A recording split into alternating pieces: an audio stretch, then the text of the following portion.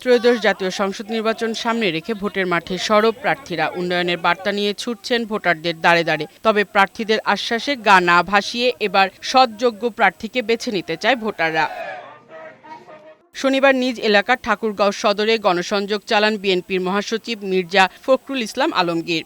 এ সময় তিনি বলেন, বিএনপি ক্ষমতায় গেলে ১ কোটি মানুষের কর্মসংস্থান হবে। ভয়ভীতি উপেক্ষা করে ধানের শীষে ভোট দেওয়ার আহ্বান জানান।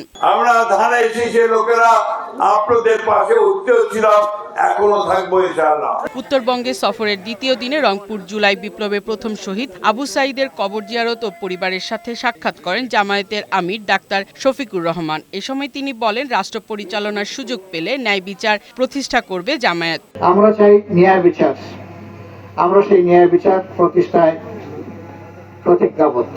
পরে গাইবান্ধার পলাশবাড়িতে নির্বাচনী জনসভায় যোগ দেন জামায়াত আমির। এরপর বগুড়ায় জনসভায় যোগ দেন জামায়াতের আমির শফিকুর রহমান। বাংলাদেশ থেকে 28 লক্ষ কোটি টাকা বিদেশে 15.5 বছরে পাচার করা হয়েছে। আমরা চেষ্টা করব পেটের ভিতরে হাত ঢুকে ওই টাকা বের করে আনতে। জলাবদ্ধতা নিরসন সহ ৭৪ দফা ইস্তেহার ঘোষণা করেছে খুলনা ৪ আসনের ধানের শীষের প্রার্থী আজিজুল বাড়ী হেলাল। নাটোরে নির্বাচনের মাঠে উত্তাপ ছড়াচ্ছে বিএনপি ও জামায়াত। শনিবার প্রচারণায় অংশ নেন জামায়াতের প্রার্থী ইউসুফ আলী ও বিএনপির প্রার্থী রুহুল কুদ্দুস তালুকদার দুলু। আমরা এগুলো চাঁদাবাজি আমরা করব না, কাউকে করতেও দেব না। ফরিদপুরে গণমিছিল করে নির্বাচনী প্রচারণা চালিয়েছে জামায়াত। এতে ফরিদপুর ৩ আসনের প্রার্থী প্রফেসর আব্দুত তাওয়াব অংশ নেন।